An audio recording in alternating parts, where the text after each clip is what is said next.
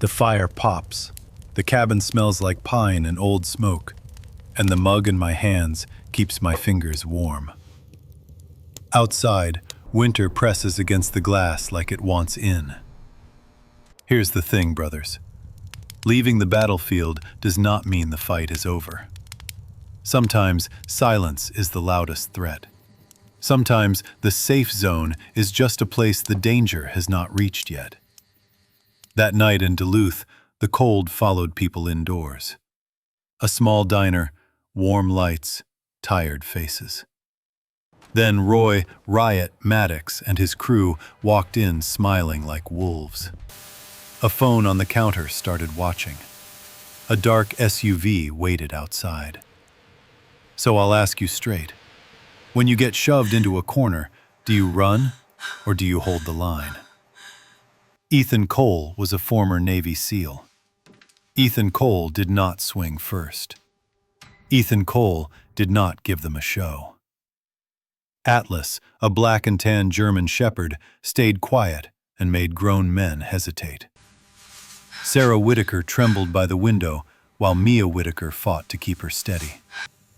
Sit down with me, brother. Let the fire burn. Listen close.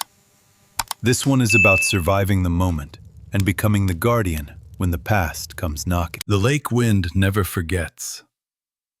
Winter clung to Duluth like a second skin, and the wind off Lake Superior cut clean through wool and bone. Ethan Cole stepped in from the street with ice on his boots and a familiar ache in his left knee. The bell above the door gave a tired jingle, like it wanted to warn him and couldn't find the energy. Warm air hit his face. Grease, coffee, wet wool. A small diner near the harbor, not fancy, not cruel on purpose. The kind of place that survived by staying ordinary. He kept his navy winter coat on, thigh length, the collar turned up. Under it, the red and black plaid flannel. Faded jeans, brown low-cut leather boots that had walked through worse than snow. His shoulders were broad, his build still hard under the tiredness that never fully left. A squared jaw, a straight nose, and a trimmed beard with a few gray strands at the temples. Dark brown eyes that looked kind until they didn't. At his side moved Logan Pierce. Logan was late 30s, tall and lean, with a close-cropped haircut and a face that had learned to stay unreadable. He wore a charcoal work jacket with a mechanic's patch, scuffed gloves tucked into a back pocket. He had the calm confidence of a man who fixed engines and people in the same quiet way. Ethan didn't know him well yet, but he trusted his hands. And between them, silent as falling snow, padded Atlas. Atlas was 5, black and tan, ears high and sharp, amber-brown eyes that missed nothing. No harness, no tags clinking, nothing that announced him. He didn't need it. He walked like he belonged everywhere and owed no one an explanation. The dog's nose lifted once, tasting the room. Grease, sugar, damp coats, a trace of old cigarette smoke in someone's hair. Then something else. Tension. Atlas's head turned slightly toward the far left corner, near the window where the harbor lights glowed dull gold through blowing snow. His body didn't stiffen, not yet, but his eyes narrowed in a way Ethan had learned to respect. The dog wasn't afraid. He was measuring. Ethan followed the line of that gaze. A woman sat alone at a table near the glass, angled so she could see the door without turning her head. About 50, maybe a little older if life had been heavy. Slim to average build, shoulders tucked inward like she was trying to take up less space. Her face had the worn strength of someone who had cried in private and showed up anyway. Light brown hair, pulled back in a low, practical knot. No makeup, or none that mattered. A gray sweater under a simple winter coat that had seen too many washes. A cane leaned against her chair. Her hands trembled around her coffee. Ethan felt his jaw tighten, not at her, but at the way people around her acted like she was part of the furniture. Some looked away too fast. Some didn't look at all. That kind of avoidance had its own smell. Logan slid into the booth across from Ethan with a grunt. "You sure you want to do this here?" he asked softly. Ethan didn't answer right away. He watched the door, watched the windows, watched the corners of the room where a person could stand and feel big. A waitress passed by with a tray. Melissa, early 20s, small and quick, blonde hair in a messy ponytail, cheeks pink from moving fast. Her uniform was a plain black tee and an apron with a pen tucked in the pocket. Her smile was practiced, but her eyes were nervous in a way she hadn't learned to hide. "Coffee?" she asked. Ethan nodded once. "Thank you." Melissa glanced at Atlas and gave a cautious smile. He's well behaved." "He's trained," Ethan said. Simple and final. Atlas didn't look at her. He looked at the door. Outside, tires hissed over packed snow. The bell jingled again. 3 men stepped in as if the diner had been built for them. Roy Riot Maddox came first. Mid-40s, thick through the chest, sunburned neck, broad hands that looked like they enjoyed breaking things. His hair was dark and slicked back under a knit cap. His face carried a permanent smirk, the kind that turned every sentence into a dare. A patched leather vest over a heavy hoodie, jeans, boots that stomped instead of walked.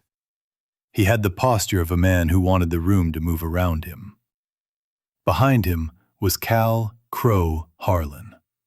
Early 30s, wiry, sharp cheekbones, hollow eyes that didn't blink enough. He wore a black beanie pulled low and a grin that never reached his eyes. He moved like a matchstick looking for a spark. The third was Nate Knuckles Byrne. Late 30s, thicker in the shoulders, a busted nose that had healed crooked, and hands that flexed like they were bored. He wore a flannel jacket open over a stained tee, and he laughed too easily. Their laughter hit the room before their boots did. Atlas didn't bark. He didn't step forward. He simply raised his head and watched them like a sentry. Roy scanned the diner and smiled wider when he found what he wanted. The woman by the window. He tilted his head as if he'd just spotted an amusing sign. "Well, look at that," he said, loud enough to cut through forks and murmured talk. "She shouldn't be sitting by the window." Crow chuckled. "Not with a cane, not with a limp, not here." Knuckles dragged his boots a little louder. "Places like this aren't made for broken parts." The woman's shoulders tightened. Her fingers clenched so hard around the coffee cup, Ethan thought it might crack.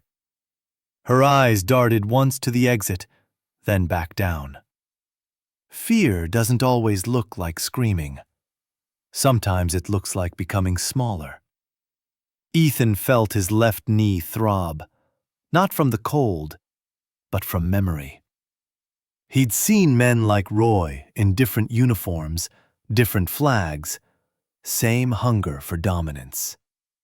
Roy moved closer, slow and theatrical, like he wanted everyone to witness it. "You hear me, Sarah?" he said, savoring the name. "Move." Sarah Whitaker's mouth opened, but no sound came out. Her throat worked like she was trying to swallow something too big. Crow leaned in, his voice lower but still cruel. "Don't make this awkward." Knuckles hooked a boot under the leg of the chair beside her and yanked it back with a loud scrape. The sound snapped through the diner. Sarah flinched so hard her coffee sloshed over the rim and onto her hand. She sucked in a sharp breath, eyes wide, shock flashing into panic. Melissa froze behind the counter. A man at the far end looked down into his plate as if he could disappear inside it. A couple near the window stared at their napkins. Atlas's gaze locked on Knuckles' boot. His ears didn't twitch. His body didn't move. But the air around him changed like a wire pulled tight. Ethan stood. His chair slid back with a quiet scrape. He rose slowly, the stiffness in his left knee making itself known, then easing as he found his balance. He stepped into the space between Roy and Sarah without drama, without a word. Roy blinked, surprised that the room had grown a spine. Ethan's eyes were calm, dark, and measured. "That's enough," he said. Roy's smirk returned, but it had a crack in it now. His gaze dropped, not to Ethan's hands, but to the dog. Atlas didn't bark. He didn't growl. He simply stared, like a silent alarm that had already been tripped. Ethan thought he'd seen every kind of cruelty there was, until Roy smiled and glanced at the phone recording on the counter. And then Atlas shifted one quiet step, as if he'd caught the scent of something dangerous the whole room hadn't understood yet. 30 minutes is a long time. Roy's eyes flicked to the phone on the counter like it was a loaded weapon. Ethan saw it too. A cheap black smartphone propped against a sugar caddy, camera pointed straight at the corner table by the window. Recording. Not hidden. Displayed. Roy wanted an audience, even if it was just the internet. Ethan didn't look at the phone again. He kept his focus on Roy's hands and shoulders, the small tells that came before a shove or a punch. The diner had gone quiet in that brittle way that meant everyone was listening while pretending they weren't. Atlas stood at Ethan's left boot, still as a statue. His amber-brown eyes tracked Knuckles' feet, then Crow's fingers, then Roy's face. No barking, no growling. Just that steady pressure that made grown men reconsider how brave they felt. Roy leaned in with a grin that tried to hide the surprise. "Well, look at you," he said. "Captain America in a navy coat." Ethan's voice stayed low. "Step back," Crow snorted, thin and sharp. "Or what?" Ethan didn't answer with threats. He answered with distance. One step, just enough to put his shoulder between Sarah and the men. He angled his stance so his bad knee was protected, weight balanced, boots planted on the dry part of the floor. If something happened, he would move Sarah first. Everything else second. Sarah's breathing sounded like paper tearing. Her hand hovered over her burned skin where coffee had splashed. She tried to keep her face calm, but her eyes were wide, pleading for the moment to stop. "You okay?" Ethan asked without turning fully toward her. Sarah swallowed. I'm fine." It wasn't true, but it was what people said when they didn't want to give bullies the satisfaction. Roy's smirk widened. "Oh, she's fine," he said. "See? No harm. Just a little community policing." Knuckles laughed and looked around the room. "Nobody here's complaining." That was the point. Silence was Roy's favorite accomplice. Ethan let his gaze travel across the diner. The young waitress, Melissa, frozen behind the register like her feet had been nailed down. A middle-aged couple staring into their napkins. A man at the counter gripping his mug too hard. They weren't cruel. They were afraid. Ethan had been in places where fear was loud. Here it was quiet, disguised as manners. He spoke again, louder this time, not for Roy, but for the room. "Someone call the police." Nobody moved. Roy's grin turned meaner. "You hear that, folks? He wants to bring in the cops. Like this is a real problem." He tipped his head toward Sarah. "Tell him it's not, sweetheart." Sarah's throat worked. She couldn't find the words. Crow stepped closer, too close. His eyes were bright with that hungry boredom. "Maybe he needs a lesson," Crow said. "You know, about minding his own business."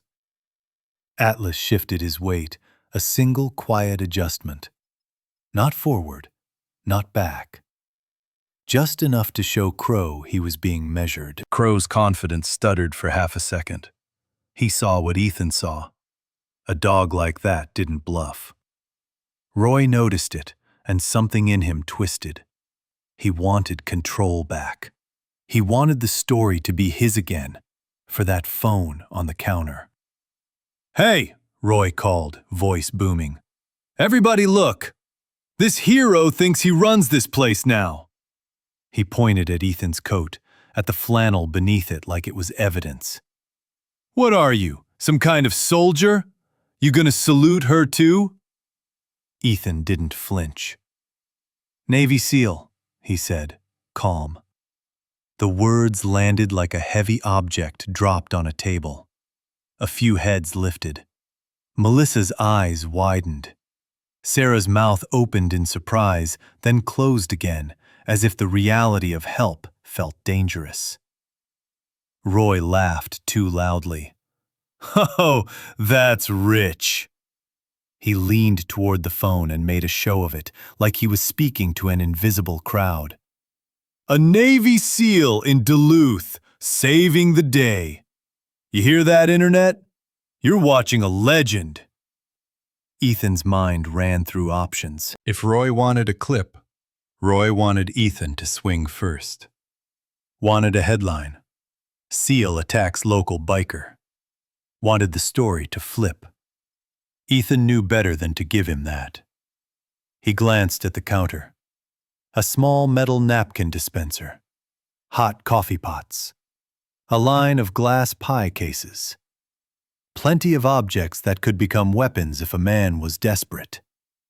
Roy and his crew weren't desperate yet. They were performative. A door to the kitchen sat behind the register. Ethan clocked the manager, Dave, mid-50s, heavyset, thinning hair, eyes darting like a trapped animal. Dave had the look of a man who feared both sides and wanted to survive without choosing. Ethan spoke to him without raising his voice. "Sir, get her a clean towel. Call 911. Dave blinked. I... Roy's hand slapped the counter hard enough to rattle silverware. "Don't you move, Dave." There it was.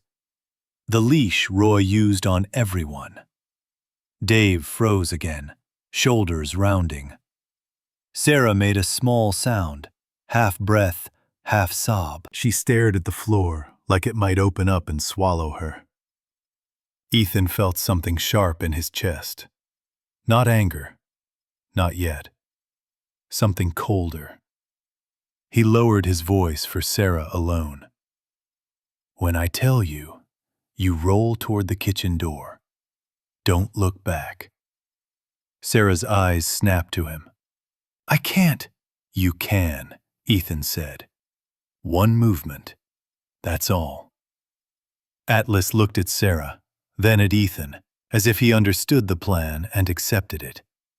Crow's gaze flicked to the kitchen door, too. He was seeing the same thing, thinking the same ugly thought. Knuckles stepped closer to Sarah's chair and nudged the leg again with his boot, teasing. "You gonna run, sweetheart?" Sarah flinched, breath catching. Ethan's hand didn't reach for Knuckles. It reached for the chair beside Sarah, and he pulled it back smoothly, creating space without touching anyone. Controlled. Clean. No excuse for Roy's camera. Roy's smile tightened. "Careful," he said.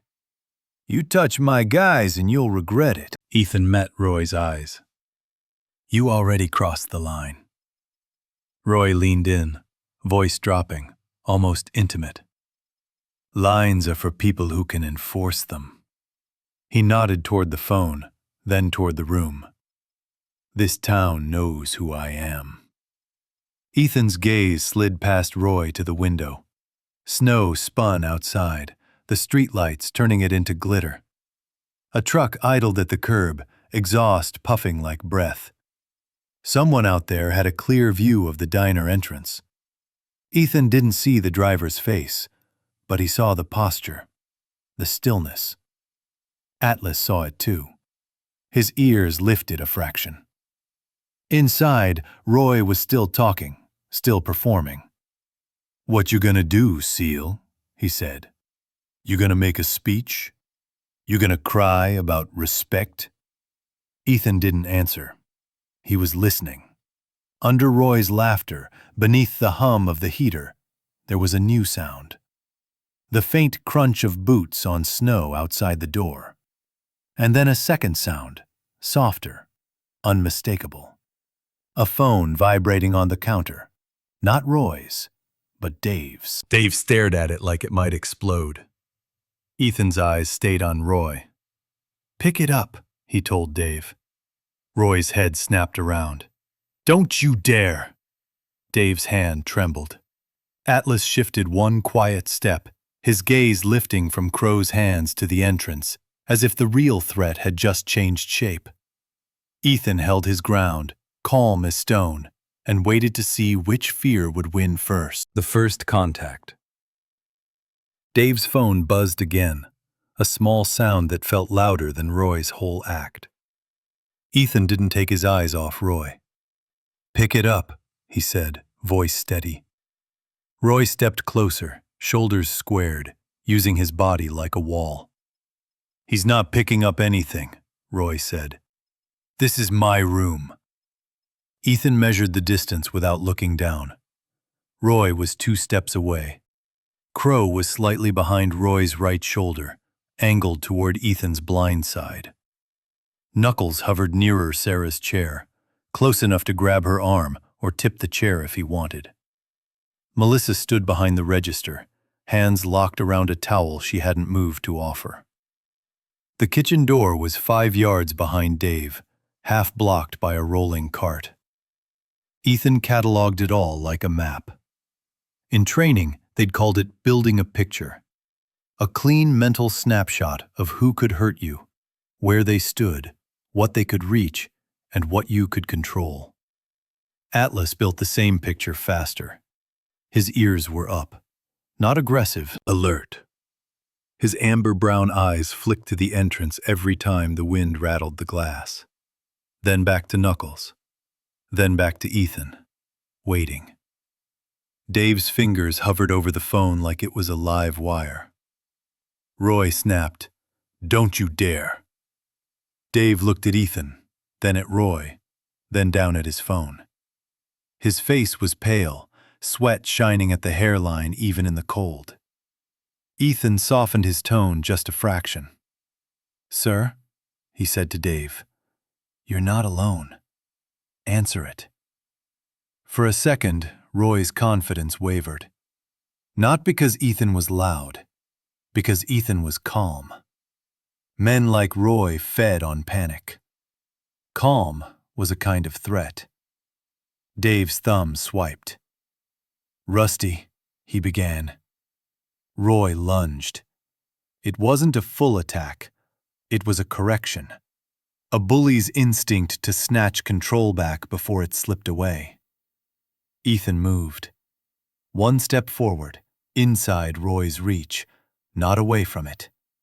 He didn't swing. He didn't grab Roy's face.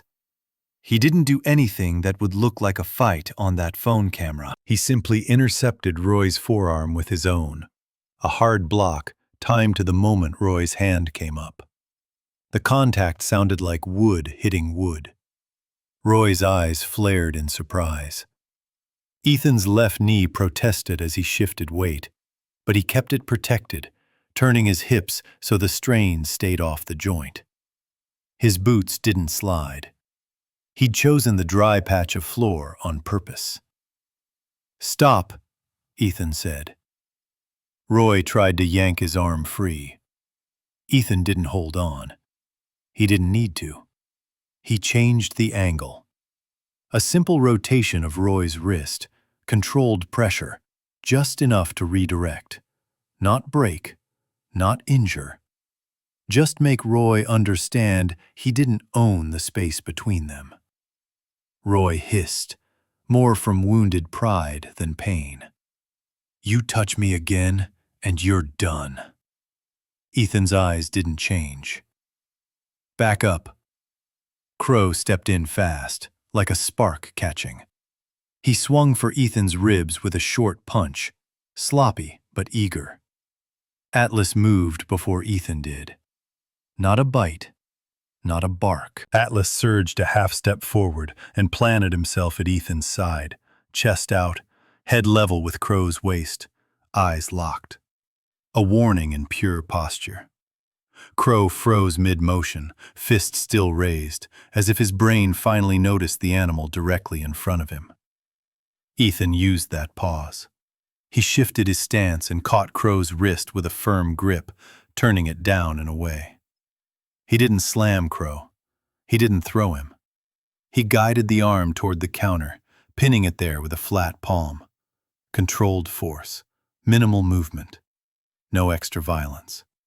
Crow grunted, shocked that his own momentum had been used against him. Ethan leaned in, voice low enough that only Crow would hear. "Stand down." Roy barked a laugh, but it sounded strained. He flicked his eyes toward the phone on the counter again, calculating how this would look on video. Ethan knew that look. Roy wanted a clip of Ethan assaulting someone. Ethan had given him nothing but restraint. Sarah made a small, shaky sound. Ethan glanced back over his shoulder. She was pressed tight to the window, shoulders shaking. Her fingers dug into the edge of the table as if it were the only thing keeping her upright. Her cane lay on the floor where it had slipped during the chaos. Her eyes were wet, wide, terrified.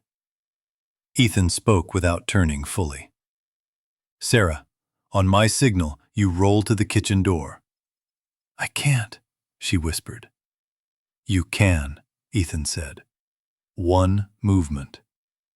Knuckles chose that moment to prove himself. He reached for Sarah's chair.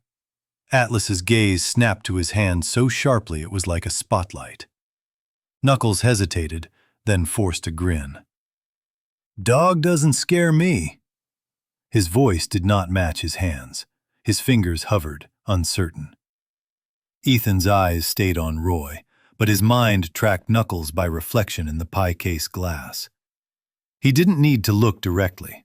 He just needed the picture. Roy pointed at Ethan's bad leg with a cruel smile. "You're limping, hero. You gonna keep up if this gets ugly?" Ethan said nothing. He listened. Outside, the crunch of boots on snow came again. Closer now, right at the entrance. The bell above the door did not jingle, which meant the door had not opened yet. Someone was standing there. Ethan caught a flash in the front window, a broad-shouldered figure on the sidewalk, breath fogging the glass, posture too disciplined for a random passerby. Then a second figure, slightly behind, head turning as if checking the street. Atlas saw them fully, his ears lifted high. His body didn't rush the door. He simply shifted his weight toward it, a quiet acknowledgement that help or trouble had arrived. Ethan gave Dave a quick glance. "Who called?" he asked. Dave's voice cracked. I don't know. It just said, 'Pick up. It's Logan.'" Logan Pierce. Ethan's gut tightened, not with fear, but with focus. Logan wouldn't call unless it mattered. Roy heard the name, and his smile faltered, just a fraction, like he tasted something bitter. Crow pulled once, trying to break free from Ethan's pin. Ethan released him immediately.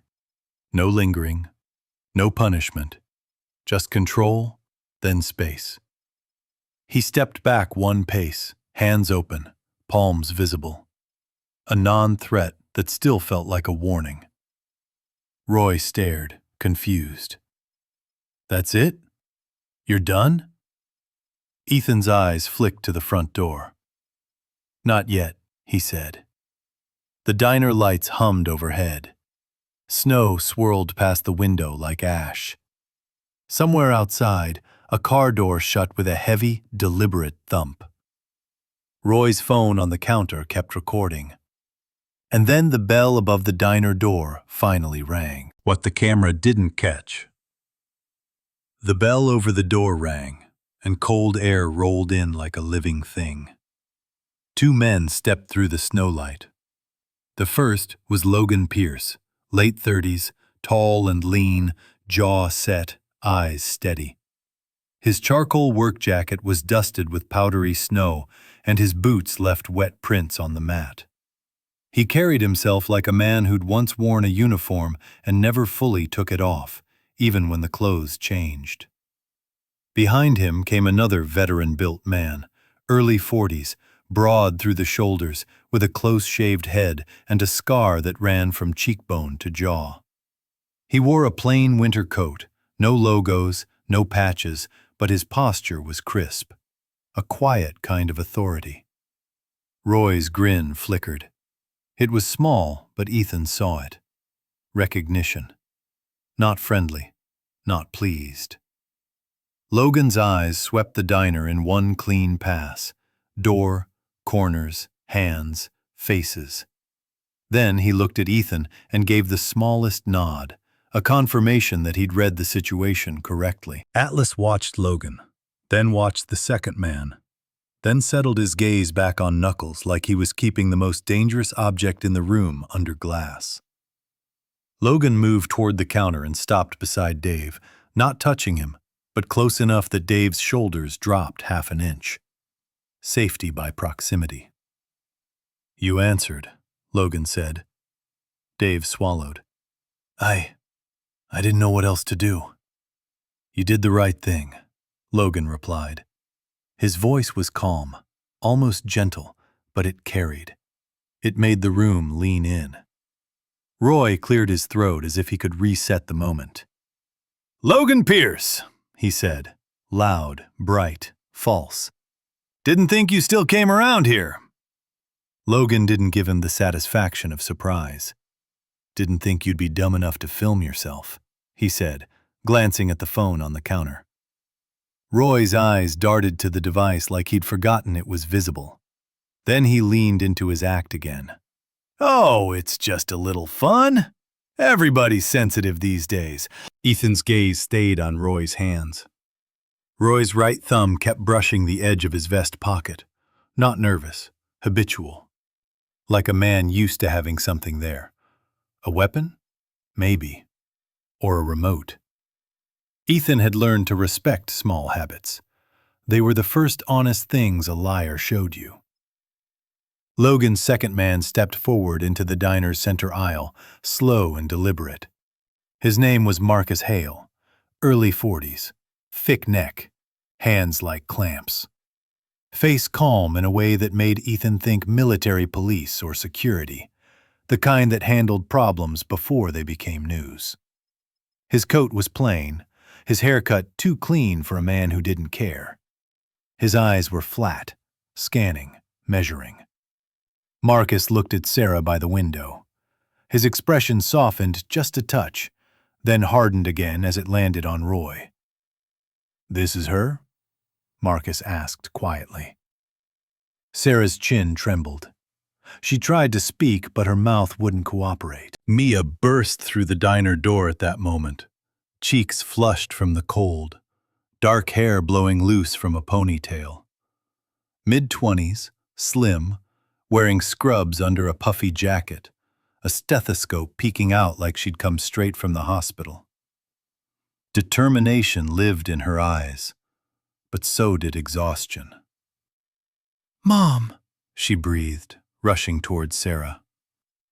Ethan lifted a hand, not blocking Mia, just guiding her movement. "Slow," he said. "Stay to her left." Mia listened instantly, like she'd heard that tone in an ER before.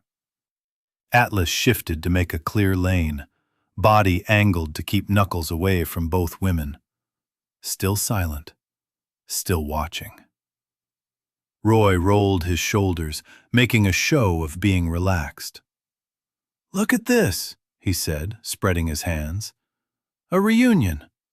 Heartwarming." Logan's eyes narrowed. "Shut up." Roy laughed.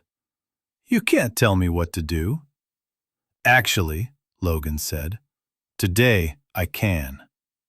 He tapped the counter lightly. "Dave, you got cameras?"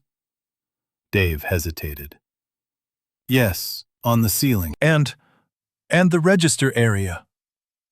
Roy's head snapped up. "Those don't work. Half the time they don't even—" Ethan caught it. Roy knew too much about the cameras. Logan caught it too. He didn't move, didn't react big. He simply said, "Funny. You sure seem confident about what works and what doesn't." Crow shifted his feet, eyes cutting to Roy, then back to Ethan, as if suddenly worried they'd walked into a trap they didn't understand. The phone on the counter kept recording. Ethan's mind replayed the rhythm of Roy's performance, the loud insults, the deliberate chair scrape, the moment he positioned Sarah by the window, the way he'd drawn attention to Ethan being a cell. Roy didn't just want to humiliate Sarah. He wanted a story, a clip, a narrative he could sell. Ethan glanced at the window again.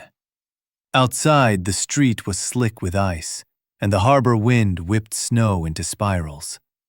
Across the road sat a dark SUV, engine idling, tinted windows. It had been there earlier too, he realized, but he hadn't been sure. Now he was. Atlas's ears flicked toward the glass, then back to Roy's pocket. The dog's nose lifted once, tasting something sharp in the air. Not coffee. Electronics. Warm plastic. Battery heat. Ethan's eyes narrowed. Roy's thumb brushed his vest pocket again. Marcus Hale moved closer, careful, keeping his hands visible. He stopped 3 feet from Roy, the kind of distance that was close enough to act, far enough to avoid giving a man an excuse. "Roy Maddox," Marcus said, "you're going to step away from the women." Roy sneered. "Or what? You gonna arrest me?" Marcus didn't blink. "No, I'm going to prevent you from making this worse." Roy looked past Marcus to Ethan. "Your Boy Scout friends think they run things." Ethan's voice stayed even. "You set this up." Roy's eyes flashed. "Set what up? You think I planned for you to walk in here like some Hollywood hero?" Ethan didn't argue. He didn't need to. He stepped 1 pace to the right, giving himself a clearer angle on Roy's vest pocket and the counterphone. He saw the outline now. Something small, rectangular. A Bluetooth clicker. Ethan had seen them in training facilities, in presentations, in cheap influencer kits. Press a button, trigger an action. Start a live stream, switch cameras, send a clip. Roy wasn't just recording, he was broadcasting. Ethan shifted his weight and spoke quietly to Logan, not turning his head. "That SUV across the road. And his pocket. He's not alone." Logan's eyes flicked to the window, then back. "I know," he said. Marcus Hale changed his stance, subtle, like a door closing. Roy's smile returned, thinner now. "Y'all are making a big deal out of nothing." Mia's hands were on Sarah's shoulders, steadying her. Sarah's eyes shone, not just with fear now, but with something like disbelief, like she couldn't believe help had shown up. Ethan watched Roy's thumb. It hovered, then pressed. A tiny click. The phone on the counter vibrated and the screen shifted, icons rearranging like a live interface. Melissa gasped softly behind the register, Dave's face went gray. Logan's jaw tightened. "He's live," he said. Roy lifted his chin, voice swelling as he spoke to an invisible audience. "Ladies and gentlemen," he said, "welcome to Duluth. Today we're going to see how tough a Navy SEAL really is." Ethan's pulse stayed slow. His mind went sharper. A live stream meant witnesses. Not the kind you wanted, but the kind you could use. He raised his hands slightly, open-palmed, and angled his body to keep Sarah and Mia behind him and Atlas. He took one breath, then another. Outside, the dark SUV's headlights blinked once, as if answering Roy's signal. And inside the diner, Roy's smile widened like a man about to light a fuse in a room full of gas. Quiet wins. Roy lifted his chin toward the phone like it was a judge. "Ladies and gentlemen," he said, voice swelling, "welcome to Duluth." Ethan didn't give him a reaction. Not anger, not fear, not even a frown. He gave him something worse. Nothing. Ethan's hands stayed open at chest height, palms visible, shoulders relaxed. A posture that said, "I'm not here to fight," and also, "I'm not scared of you."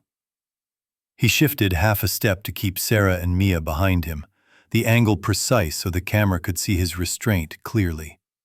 He placed his bad knee behind his stronger leg, guarding it without making it obvious.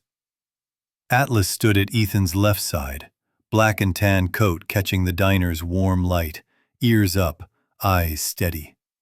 No barking, no pacing, just presence. Roy's smile tightened when the hero refused to perform. "See this?" Roy said, turning slightly so the phone could catch his profile. "This guy wants to act righteous, but let's see how he handles real pressure." Crow chuckled and glanced at Knuckles like they'd rehearsed something.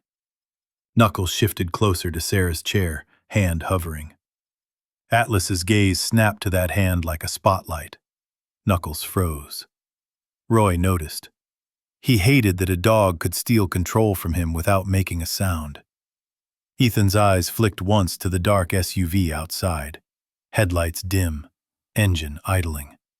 Someone inside was watching, waiting for a moment they could clip and sell. Ethan's mind ran the options, clean and fast. If he swung, Roy wins. If he walks away, Sarah loses. If he stays, he must control the story and the space. He looked to Logan, just a small glance. Logan gave a slight nod back. He'd already moved Dave subtly behind the counter, out of reach.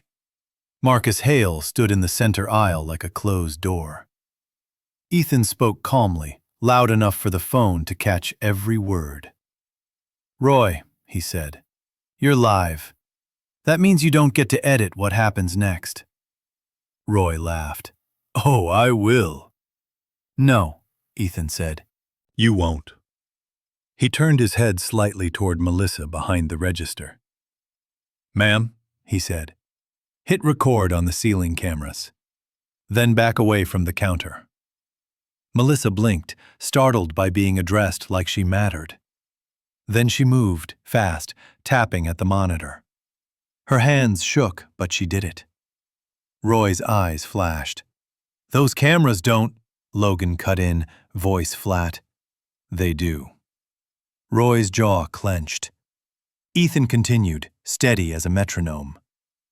"Dave," he said, "keep your phone on speaker." Dave swallowed and did as told. A thin voice came through the speaker, faint but clear. "Duluth Police, what's your emergency?" The whole diner heard it.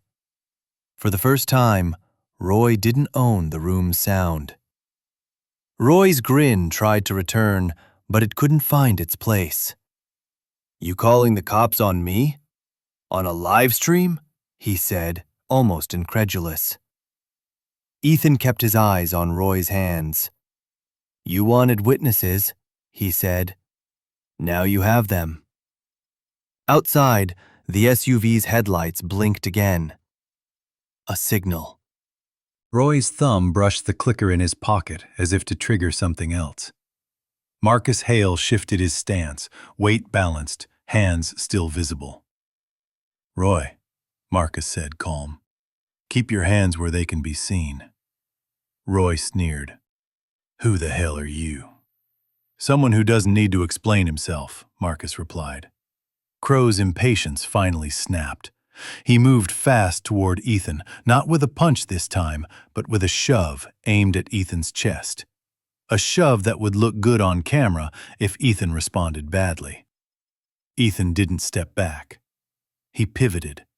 A simple turn, shoulder rolling with the force, redirecting Crow's momentum past him instead of resisting it. Ethan's left knee stayed protected, hips turning so the joint didn't take the strain. Crow stumbled one step, surprised his own push had taken him nowhere useful. Ethan caught Crow's forearm and guided it down, not twisting, not yanking, just controlling the limb like it was a lever. He placed Crow's palm flat on the counter with firm pressure, pinning him without slamming him. "Breathe," Ethan said quietly, a strange instruction in the middle of conflict. Crow blinked, confused. Ethan leaned closer, still calm. "You're on camera," he said. "Make a good choice." Crow's face reddened. He tried to jerk away. Ethan released him immediately and stepped back again, hands open. No prolonged hold. No bruise for Roy's story. The live stream captured everything. The restraint, the warnings, the way Ethan never struck.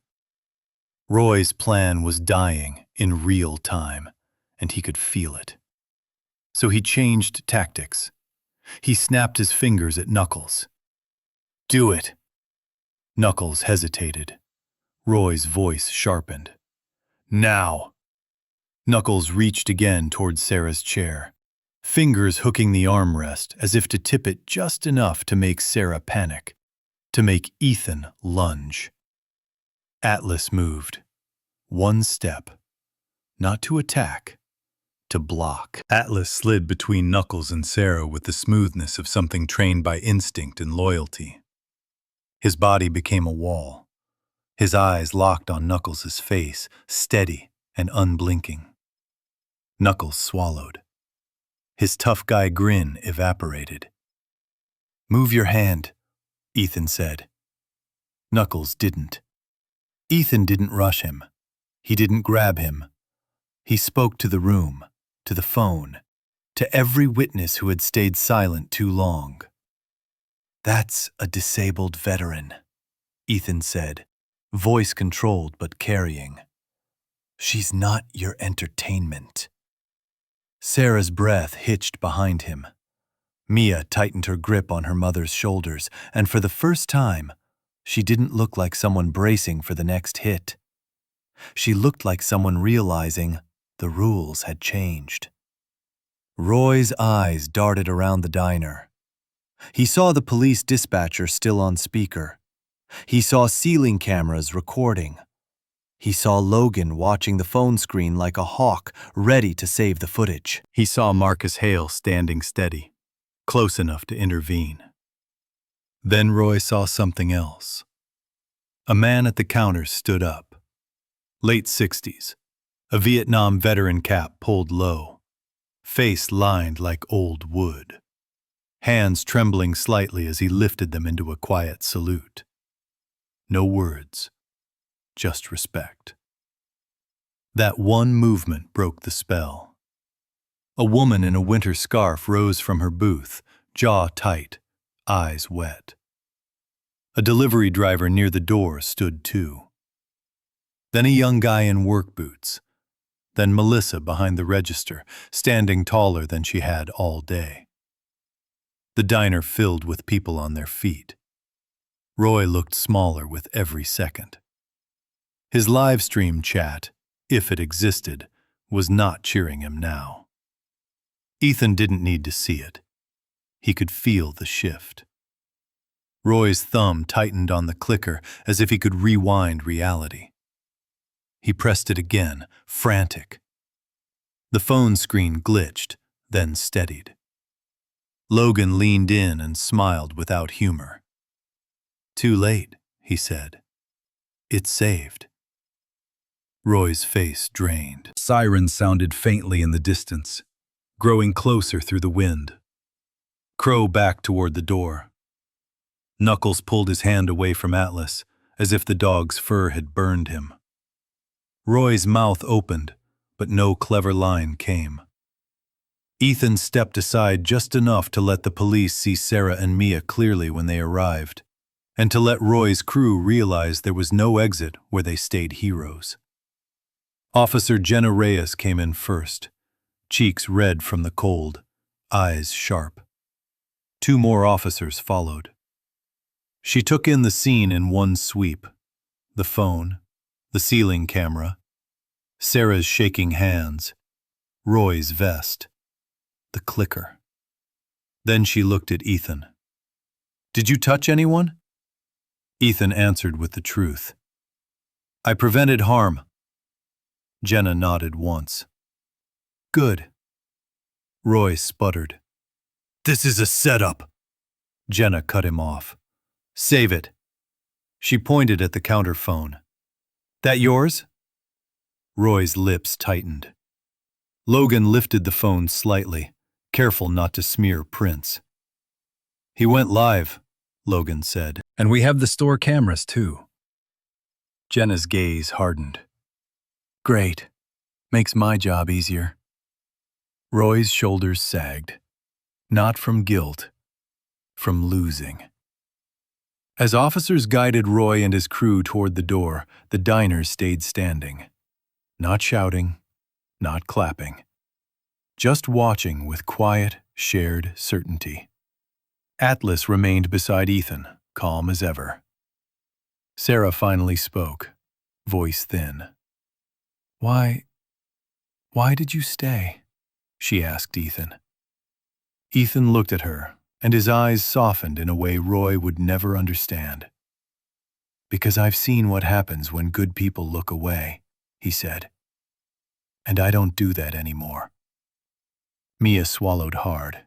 Her gaze met Ethan's, gratitude and something warmer behind it. "Coffee's ruined," she said, trying to smile through tears. Ethan almost smiled back. "We'll get a fresh pot," he said. Weeks later, the diner's sign changed. Not because Ethan demanded it, because the town did. A simple painted board went up above the door. Harbor Light Cafe. Inside, a small wall display appeared. Photos of local veterans, names, years served. A shelf where people left handwritten notes that just said things like, "Thank you," and "We see you." Sarah took a seat by the window again, not hiding this time. Her cane rested neatly against the table. Mia sat across from her, finally looking like she could breathe. Ethan came in the way he always did: navy coat, red and black flannel, faded jeans, brown boots. Atlas at his side, silent, watchful, peaceful. Melissa poured coffee with steadier hands. Dave wore a pressed shirt and a pin shaped like a small flag. On a Thursday evening, the wind still howled outside, but the diner felt warmer than before. Mia stood as Ethan approached. "You ever think about staying in Duluth?" she asked, casual like it didn't matter, eyes brave like it did. Ethan glanced at Sarah, at the veterans' wall, at the people talking softly over coffee. He looked down at Atlas, whose ears flicked as if to say, "You decide." Ethan's voice was quiet. "Maybe," he said, "if the company's good." Mia's smile finally reached her eyes. And for the first time in a long time, Duluth didn't feel like a place that swallowed people whole. It felt like a place that learned how to hold them. Some nights in winter feel like they were built to test a person's spirit. A warm diner, a cold wind outside, and one frightened veteran trying to stay invisible. Yet help still found its way in. Maybe it was God's protection moving quietly through ordinary people. Maybe it was a small miracle that the right eyes noticed, the right phone call got answered, and the right courage finally spread across the room. And maybe Atlas, steady and loyal, was an angel in plain sight, the kind that doesn't speak, doesn't boast, and doesn't leave when fear shows up. Because loyalty like that is a gift. It reminds the broken-hearted that they are not forgotten, and it reminds the rest of us that silence can be changed, one brave decision at a time. If this story touched you, hold your loved ones a little closer tonight. Say a prayer for those who carried heavy burdens so others could live in peace, and for the dogs who stand watch when words fail. Share if you believe in angels with paws. Comment Amen to bless our veterans. Subscribe for the next story.